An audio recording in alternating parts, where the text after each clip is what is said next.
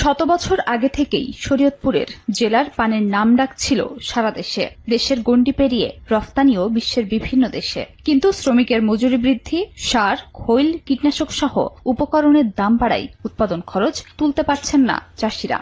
আদান পর্যন্ত কাজ করলে যেমন 500 টাকা, আবার 2টা পর্যন্ত কাজ করলে 600 টাকা। আমরা এই নিয়মে কাজ করি। বিদেশে পাঠাইতে পারি না, এই জন্য লোসকান। এখন চালান লইয়া ঘরে যাইতে পারি না, সবই লোসকান।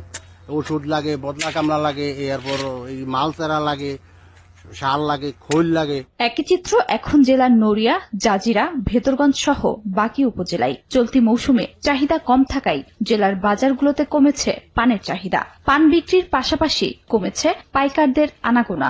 আগে প্রতিদিন 50 থেকে 60 গাঁট পান বিক্রি হলেও এখন 15 থেকে 20 গাঁটও বিক্রি হয় না। চাষিদের আশঙ্কা, এভাবে চলতে থাকলে যে কোনো সময়ে বন্ধ হয়ে যেতে পারে শরীয়তপুরের শত বছরের পুরানো পানের বরজ। সারের দাম বাড়ে, ওষুধের দাম বাড়ে, কিন্তু আমাদের এই পানের দাম বাড়তেছে না। কাজের অনুযায়ী আমরা অনেক কষ্ট করতেছি, এই পানের দিয়ে আমরা বেশি লাভবান না। পানের বাজার কম থাকায় আমরা বদলা খরচ দিতে পারি না, বুড়োতে পর্যাপ্ত কাজ দিতে পারতাছি না। লোকের কাজ করি, বুঝছেন, কিন্তু আমাকে বদলা কামলা পয়সা দিয়ে মহাজনে কিছুই থাকে না। তবে প্রণোদনা দেওয়ার প্রতিশ্রুতি কৃষি বিভাগের। আমরা ঊর্ধ্বতন কর্তৃপক্ষের সাথে এই ব্যাপারে আলোচনা করছি যেন কৃষকদের প্রণোদনা দেওয়া হয়।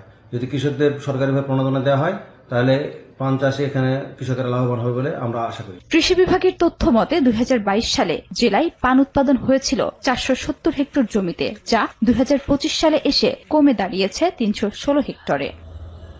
সময় সংবাদ, শরীয়তপুর।